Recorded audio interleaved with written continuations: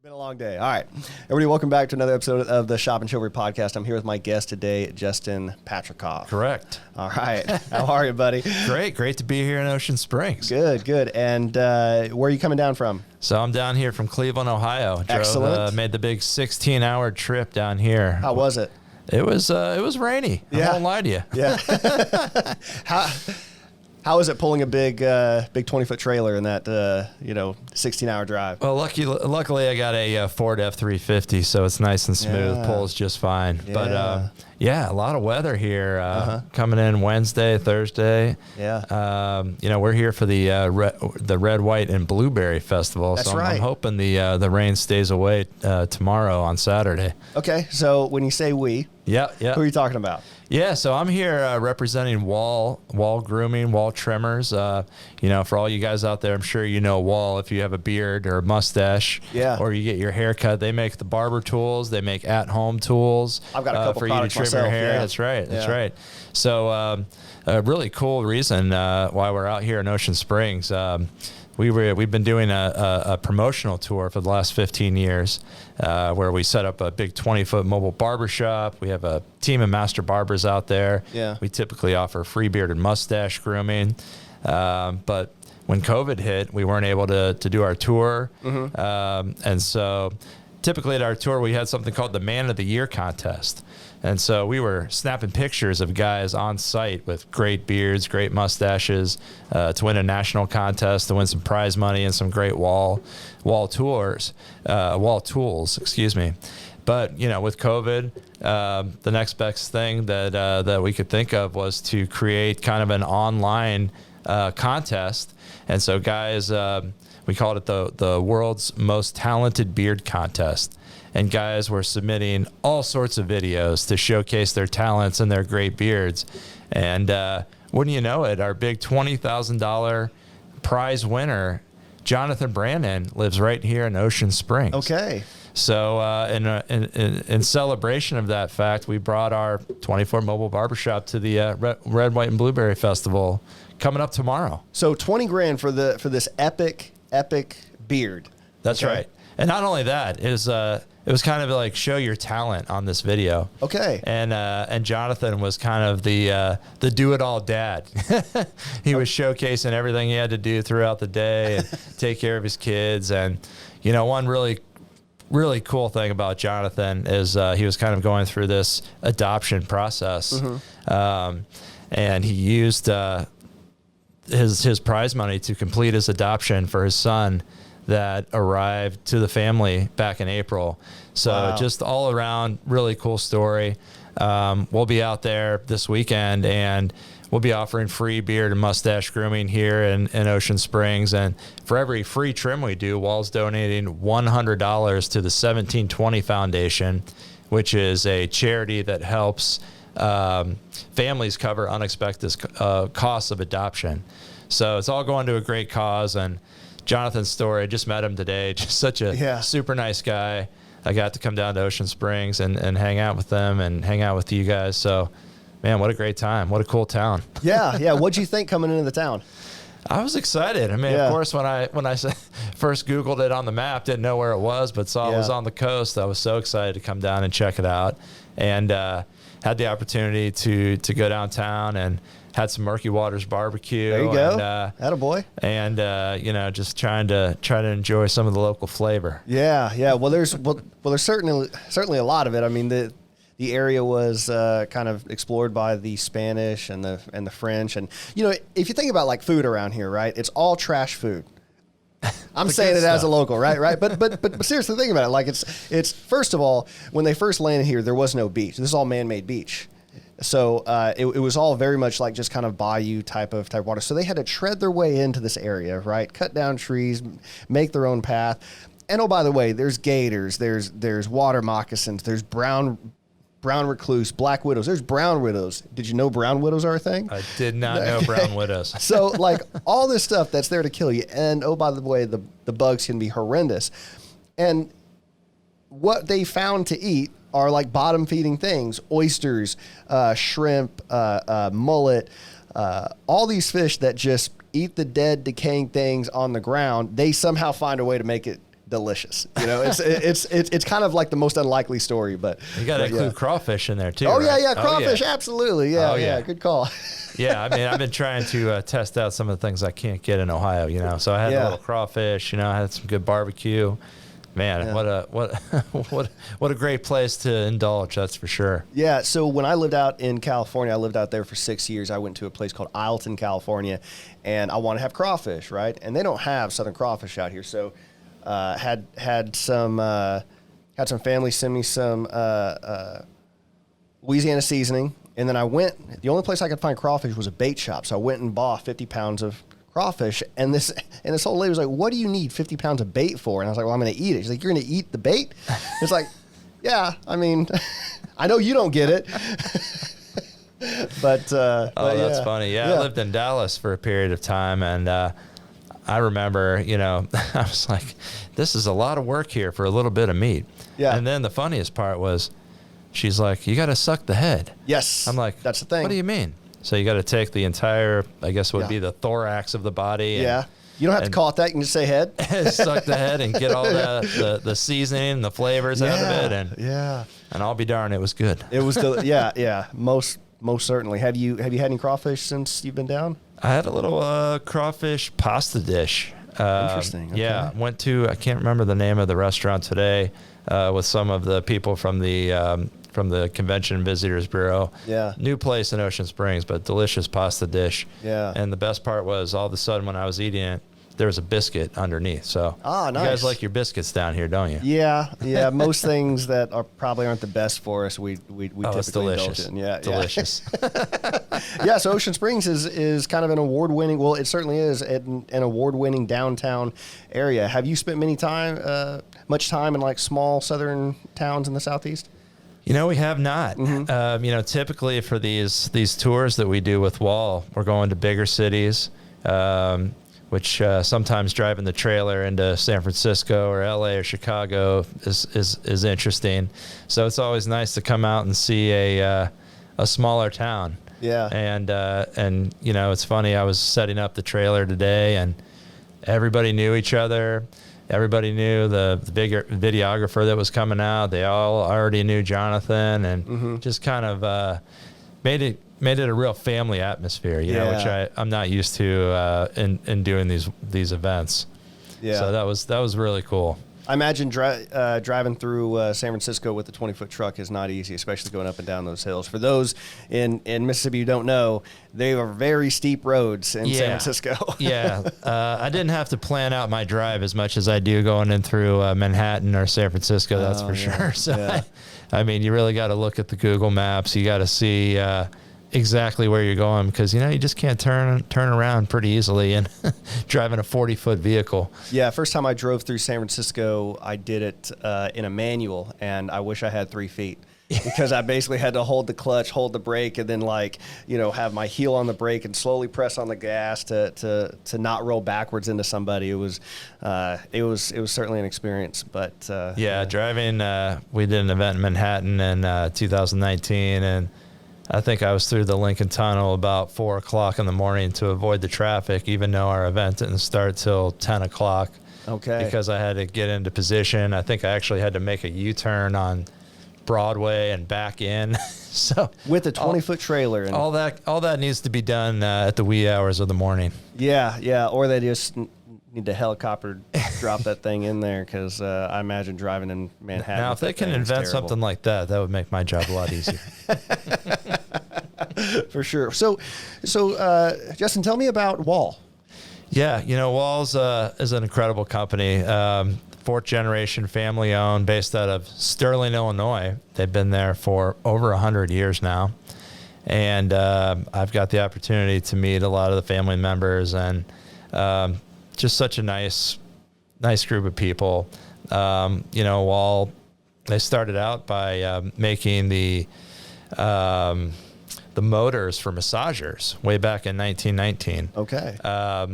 And one of the WAHL family members had some problems with his back, and so they created this motor to run in a massager to help his back, which in turn eventually got put into a hair clipper.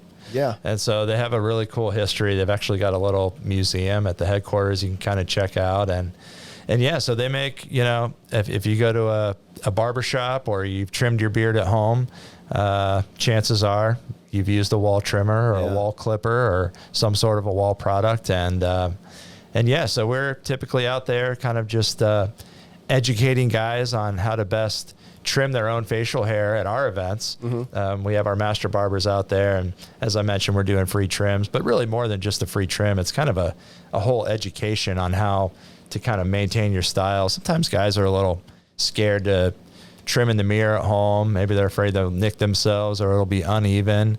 But I mean, the great thing is the WAHL has a lot of cool tools, some great guards you put on there, so you have a nice even trim. So it's great for the guys to get out there, talk to the barbers, get some tips, and then go and define their style at home. Yeah. Now I've noticed that this has been kind of an explosion within this industry to get into the sort of man self-care sort of thing, with the facial hair and whatnot. What do you think's driving that? Well, I mean, a lot of it is Hollywood and sports. I mean, it seems like a couple years ago, these handlebar mustaches just showed up all over the place, right? And then a few years before that, there's big beards, which that's just stuck. I mean, there's big beards everywhere. I mean, 10, 15 years ago when I first started doing this tour, you wouldn't find any big beards out there. But that's definitely become the style.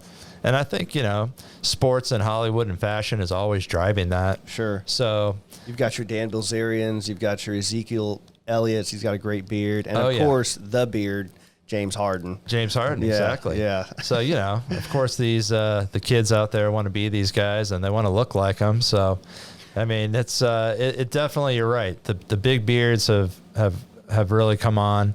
And then with that, it seems like these the wet good products have been really popular these days. A lot of guys using beard softeners and balms and, not just having a big beard, but you got to style it too, right? You got to keep it trimmed up in a certain way.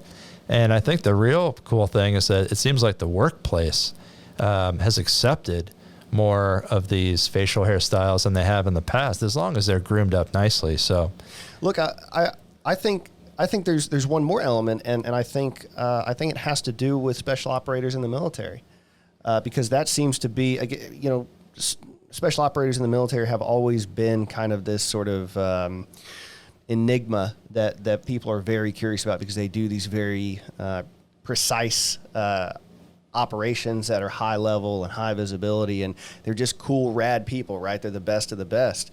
They all have beards. They don't have to conform to your regular, always being shaved, type of things. And that's caused, I can tell you internally from being in the military, a huge desire to have beards. In fact, there's a group, a large Facebook group, trying to push that for the Air Force. And of course, there's other branches, but the reason, the main reason why they won't allow people to have beards in the military? No. What is the main reason?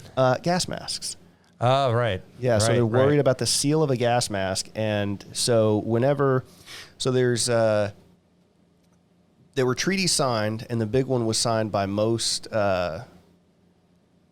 first world nations, but the countries that were left out of it were China and North Korea, and I think Iran as well. And so those three countries didn't sign into not using chemical weapons in war. And so that's why we constantly still have to have that sort of readiness posture to have, no beards. Ironically, the people that are engaging in the most conflicts, the special operators, they're allowed to have beards, but it has more to do with blending in on the ground with, the enemies we fight. So, right. Yeah. And so has facial hair, aside from that group of people, has it started to come into the military a little bit more? Well, so they've relaxed beard standards for things like it's been easier to get like a religious exemption. Okay. It's been laxed on who can get a beard waiver, because some people they can't shave every day because it affects their skin. I think folliculitis is the issue, and so they've eased that a bit, but it's still one of those things where even if you have a beard, it can't be longer than a 1/4 inch in length, and things of that nature. Right, So right. And of course you can get a religious exemption to that. But yeah, right. it's very interesting to me because it does seem like the sort of taking care of hair seems to be conventionally a feminine thing to do. And so for men to do this, it seems like the marketing is trying to make men comfortable with it. Does that make sense? Yeah. So it seems like all the marketing is very joking in a way. Have you noticed that? Yeah, I mean, I think guys, it's just all about kind of defining their style, Yeah. I mean, they want to look good, and now that these beards or these mustache handlebars have been more accepted, I think they just want it to look good, Yeah. It's kind of like the hair on their head, or what I used to have here.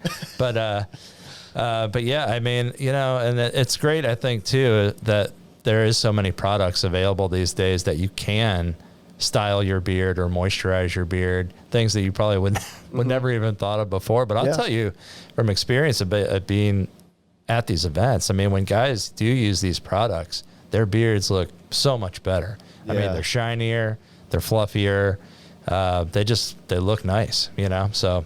Well, I'll tell you, I don't know the first thing about maintaining my beard other than just kind of comb it in the morning, and that's about it. If it gets a little scraggly, I'll take my WAHL trimmer and then I'll put a guard on and I'll Sure. manage it that way. But as far as like what you call wet care, the wet goods, yeah. Wet goods, okay. Your typical beard softeners, beard conditioners, beard balms that you would want to style your beard, beard oils to make it, shiny, shampoos, things of those natures.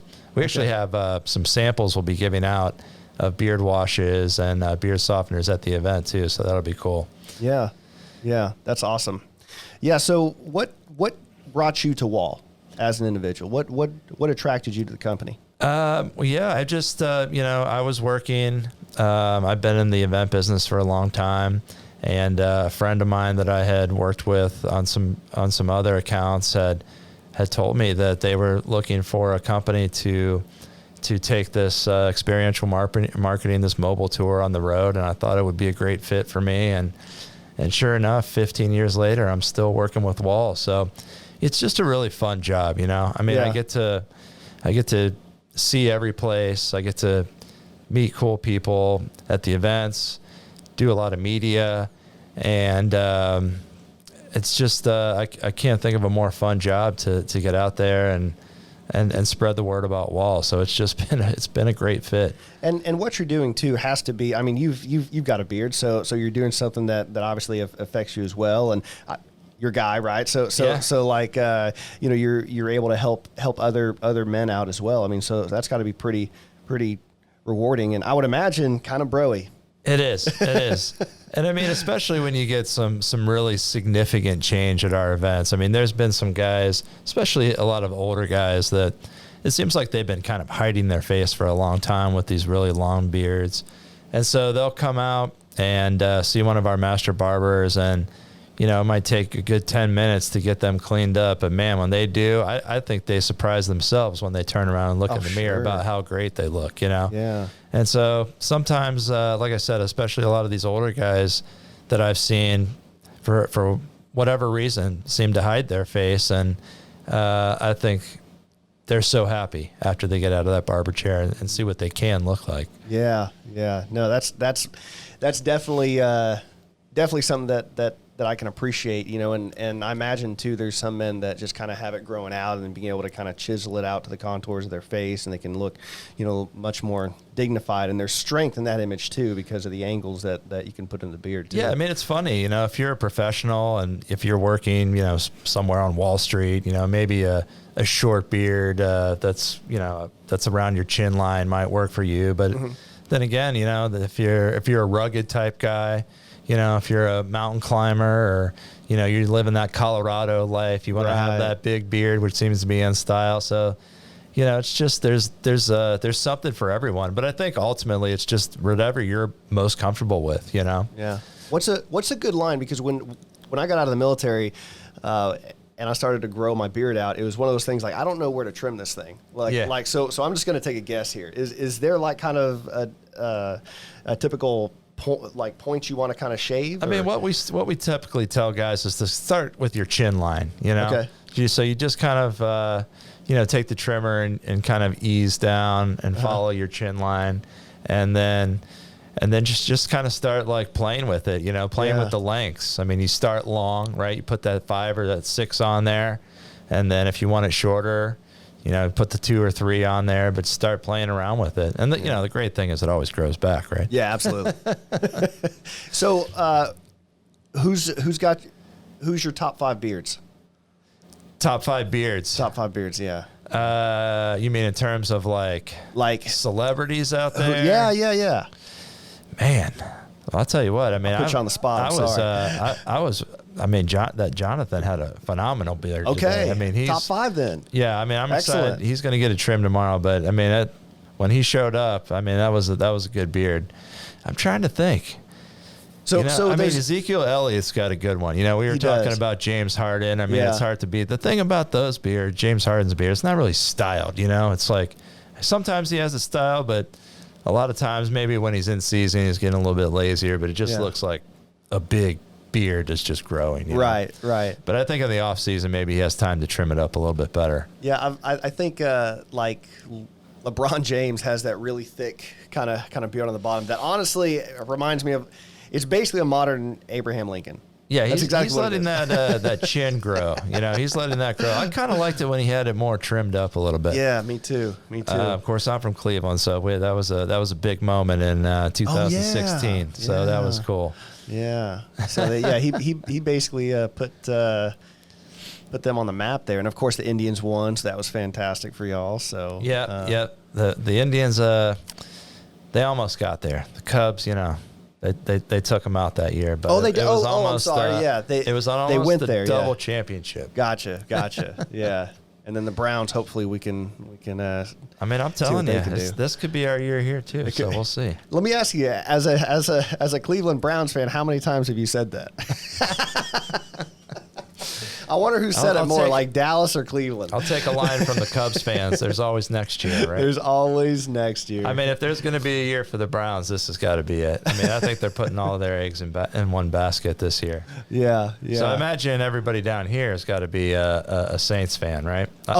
Yeah. Saints fan, Drew Brees fan. There's been a growing Devin Booker movement. Okay. Devin Booker's from here. Interesting. Not originally, but he went to school in Moss Point.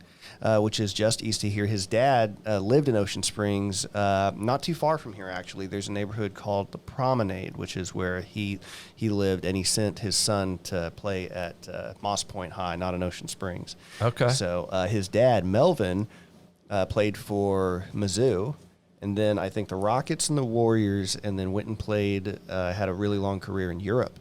Okay. So, yeah. Yeah, so the folks I was out to lunch with today, apparently there was a big Alabama LSU kind of rivalry going on, but I was surprised to know that like nobody was talking about Ole Miss because we're in Mississippi here. It seems like it was just Alabama and just LSU. Is that the case? Yeah, no. So I'm a Mississippi State fan personally, and there's a great in-state rivalry, but the SEC rivalry that's really huge, Alabama and LSU, and I mean I could care less for either team, honestly.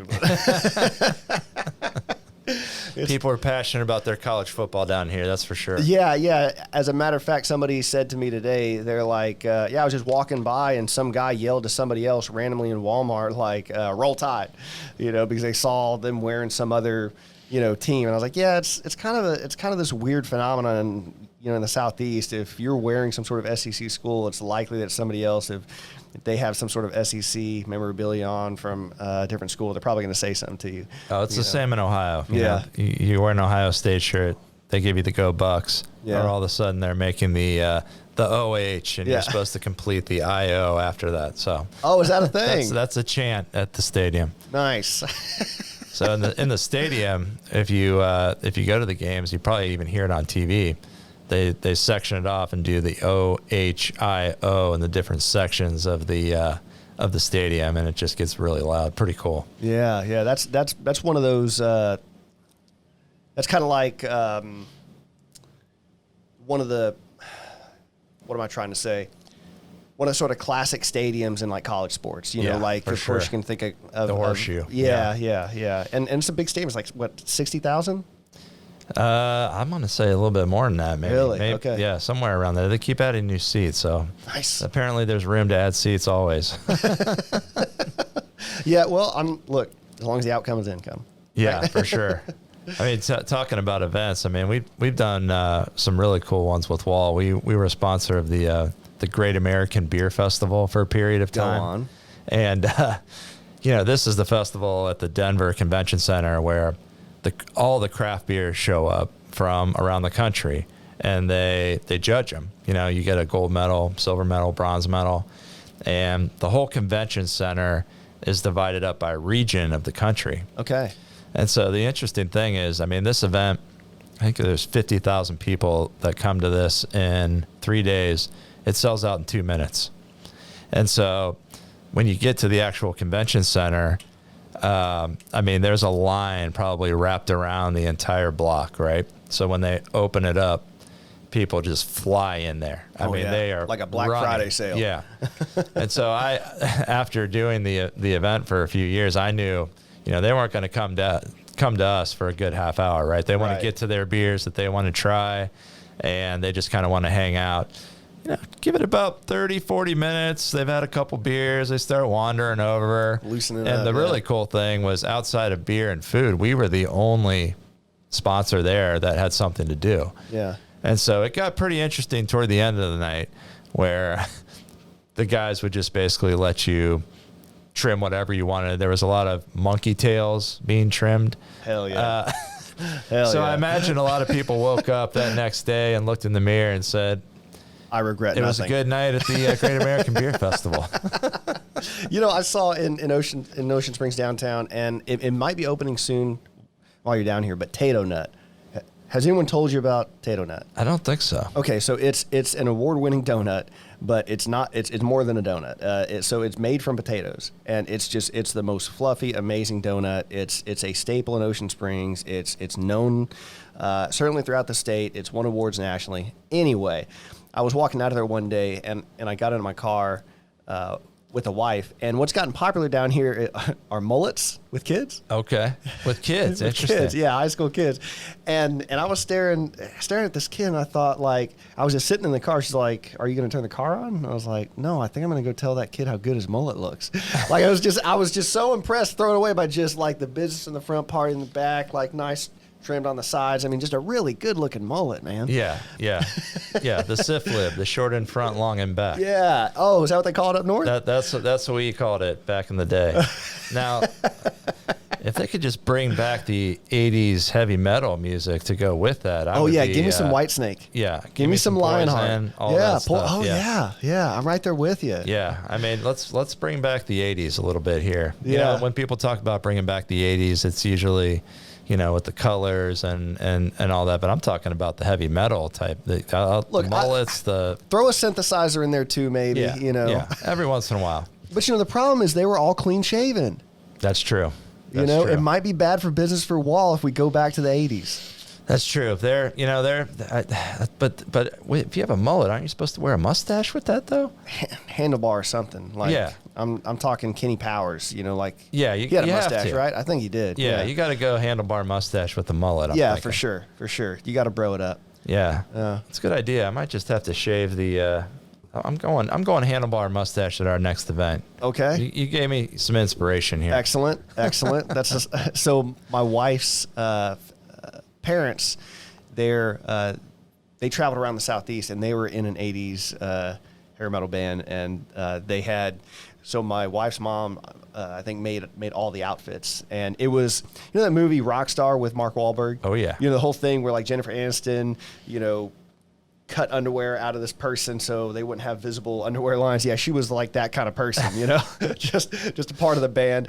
But they opened for Foghat.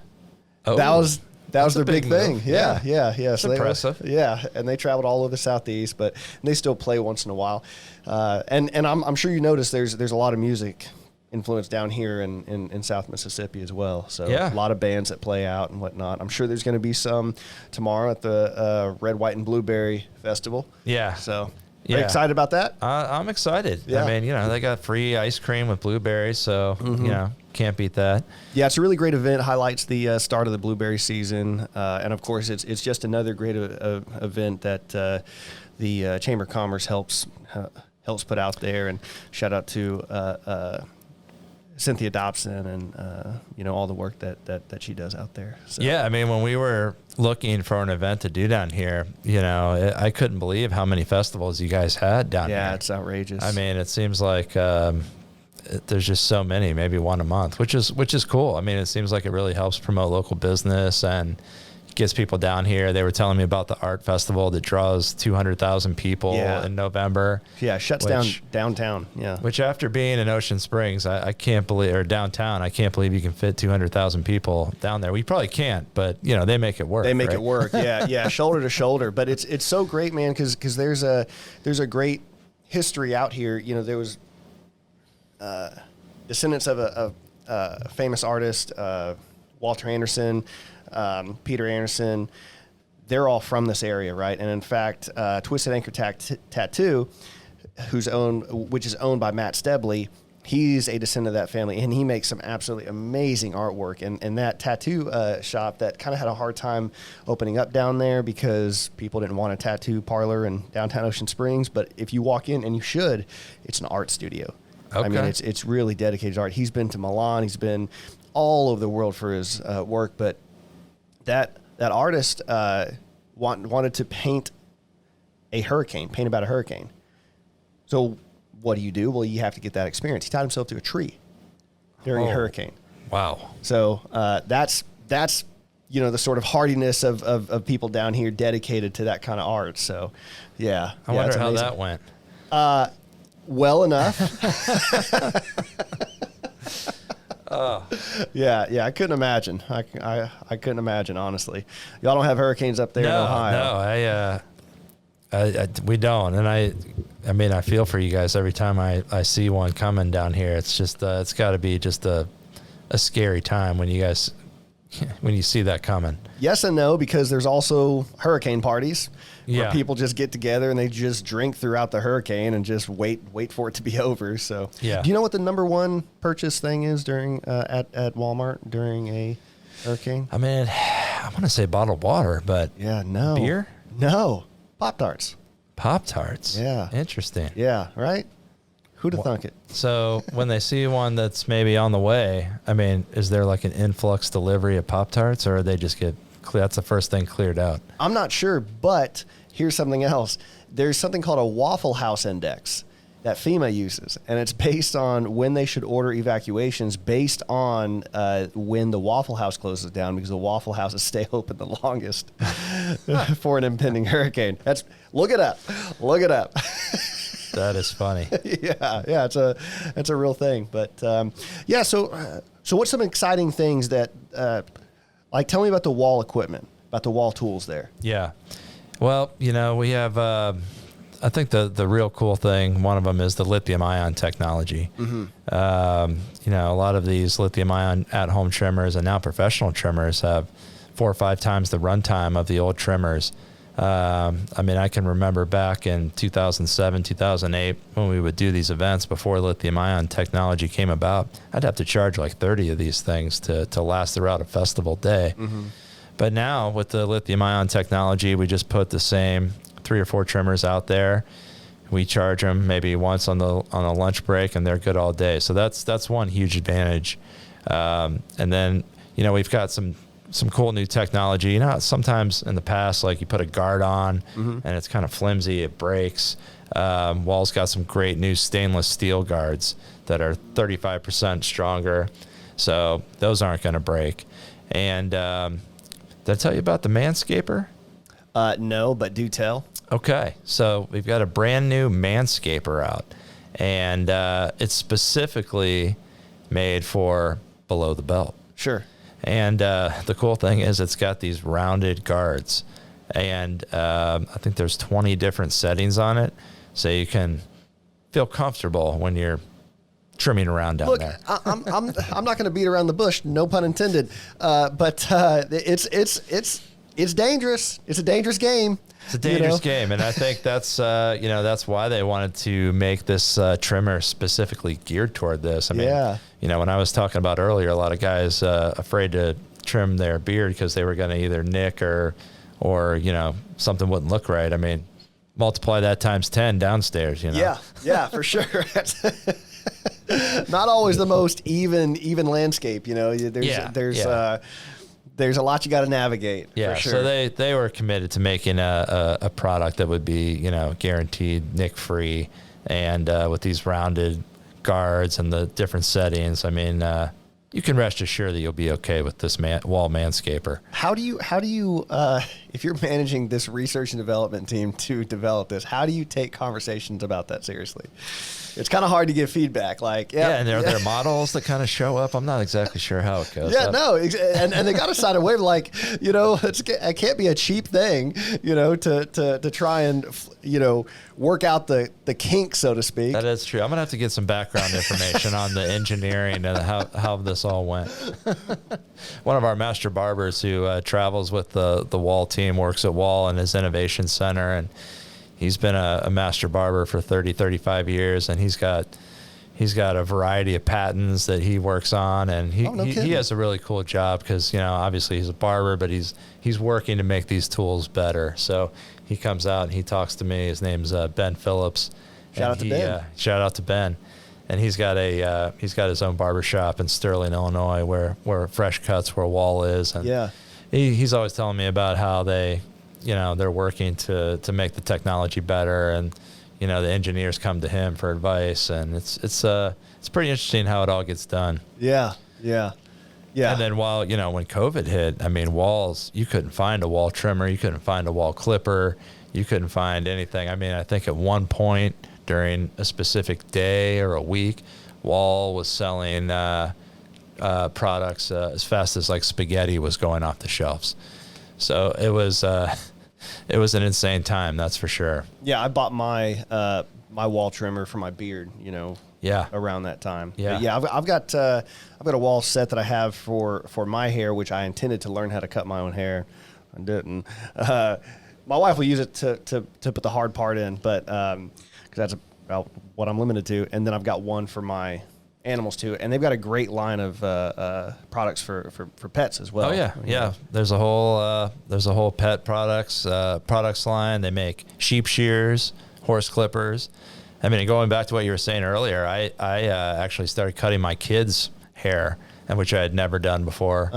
And so they made that, the WAHL clippers made it super easy for that. It took a little bit of time. I think the harder part was using the scissors, trying to figure out the top.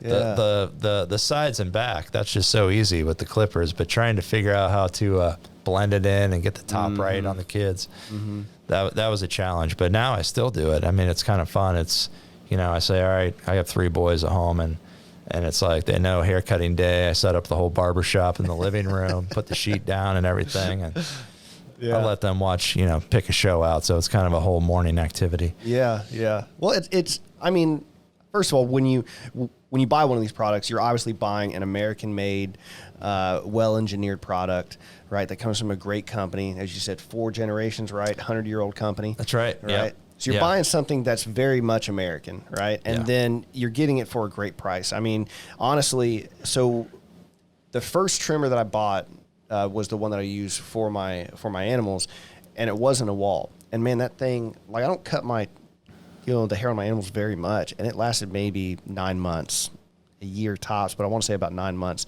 And then I got the WAHL, and I've had that for 8 years. You know, it's been great. Yeah, they make great feels products. Solid. There's no play in it. Yeah. I mean, it's balanced. Yeah, I mean, that's what you get with American-made products, Yeah. I mean, that's just a quality product. I mean, the really cool thing being on the road is I get to talk to people about their experience, and it's almost like a nostalgia thing. I mean, these older gentlemen will come up, 60, 70 years old, and they know WAHL right away because back in the day, in the 50s, their mom was cutting their hair with the WAHL. Yeah. And then the shocking part is I hear people say that they still have the same WAHL that they were using back in the 60s, and it still works.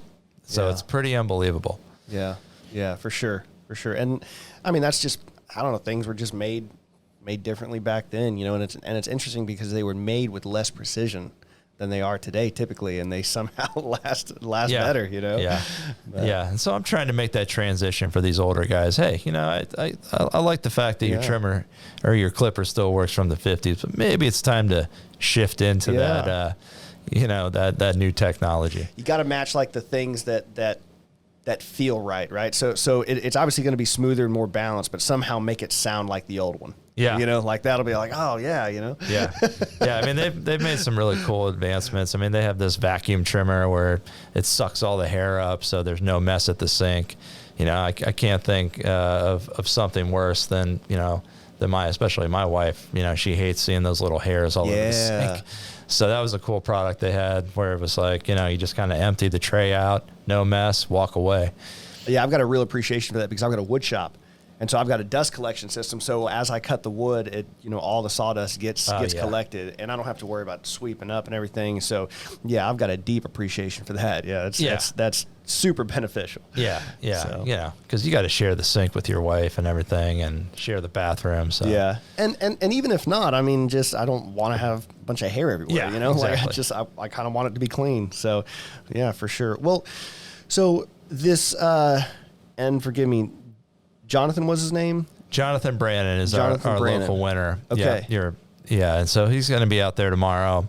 And we're going to capture the whole event in our booth on film because we're actually doing another contest this year. Okay. And so all the film that we're taking is going to be used to promote our new contest. And so that's going to start in July and I think run through somewhere around the end of August. So guys, again, with great beards will have their opportunity to submit their video for the second World's Most Talented Beard Contest. So if you're listening out there, get that beard growing, get it prepped. Yeah. Think of why you're talented, and get that video ready. And all the information should be on the WAHL USA website. Excellent. Probably starting in July and in August. So at WAHL Grooming is our Twitter handle. We're always tweeting about these contests. And it's going to be awesome to see who's going to be our next winner. Yeah, for sure. Yeah, and that's certainly exciting. Does WAHL put out content like on their website about like sort of beard care and whatnot as well? Oh yeah. I mean, you can find videos on how to cut your own hair, how to trim your own beard, you know, when to use certain products, and the whole, obviously, the list of grooming products that you can buy online is there. So it's a good tool. I think they have a YouTube page where they discuss on how to Ben Phillips, that master barber who I was telling you about. He's got a bunch of videos up there. So yeah. So they make it really easy if you want to do it yourself these days. That's for sure. Yeah. Well, talk to me about some of the what'd you call wet products. Wet goods. Yeah. So what does somebody need to know about like about their beard in terms of like products to put in it? Well, we have a beard wash. You know, I mean, the beard, the hair on your face is different from the hair on your head. You know, it's a lot grainier, and so you want kind of the right wash to use. And so you want to kind of soften the beard up. You know, it gets kind of thick and it's kind of tough. So the beard softener is a great thing to use. And then if you add just a touch of beard oil on the beard, it kind of gives it a nice shine. Mm-hmm. And then of course the balm is used for styling. So if you want to turn that handlebar mustache up, there you go. You know, you got to get a little balm in there. Yeah. Got to work it in there, and so you can kind of get that beard the way you want it. Nice. You know, for somebody like Jonathan, it's kind of easier to do. If you got a short beard like me, I don't know if I'm doing much styling with this one. Right. But, you know, I like having the short beard, especially summertime. Just kind of makes it nice and easy. And, you know, I actually use a WAHL trimmer on my head, too. Okay. You know, I've found that I like it a little bit shorter, and the beard trimmers will cut shorter than the hair clipper. So I love the beard trimmer on the head, too. Yeah, I don't. My beard's not long enough to do any sort of styling, but I do have these errant beard hairs that kind of come out, you know, throughout the day. And so I need to find a product that I can kind of put into it just to kind of keep it nice and uniform and down. Yeah. So what would you recommend for something like that? Yeah, I mean, definitely the balm is good for that because you can kind of push it whatever way you want. Yeah. And, you know, that softener will soften it up a little bit. But I'd recommend the balm for styling for sure. Okay. Yeah. Excellent. Yeah. Excellent. Well, Justin, so we'll be able to catch you tomorrow at the Red, White, and Blueberry Festival down there in downtown Ocean Springs, right? That's right. Come on out. Yeah, like I said, we're offering free beard and mustache grooming. If you're around town, you got that beard, take a day off from doing it yourself. Let our master barber show you how to do it. And like I said, it goes to a great cause, $100. WAHL will make the donation to 1720, that organization that helps with adoption. So it's going to be a lot of fun out there. Yeah, I guarantee it. Okay, well, again, Justin, look, thanks for stopping by, man. You know, it's been great to talk to you and great to talk about WAHL and, of course, the Red, White, and Blueberry Festival. And, yeah, man, wish you the best of luck. Yeah, thanks for having me. All right, everybody. We'll see you. That's it. Perfect.